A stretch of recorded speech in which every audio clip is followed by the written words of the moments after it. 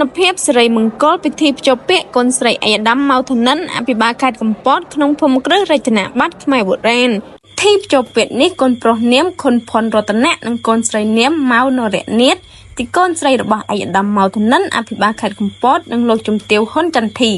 កញ្ញាម៉ៅនរៈនាថជាកូនស្រីច្បងរបស់អាយដាមម៉ៅធនិនបានបញ្ចប់ការសិក្សាថ្នាក់អនុបណ្ឌិតផ្នែកទំនាក់ទំនងអន្តរជាតិពីសាកលវិទ្យាល័យ Regent London នៅប្រទេសអង់គ្លេសកាលពីឆ្នាំ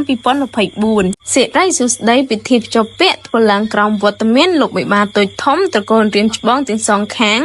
យ៉ាងឧឡារិតតាមទំនៀមទម្លាប់ខ្មែរដោយរៀបចំគ្រឿងភស្តុភារបណ្ដាការចំនួន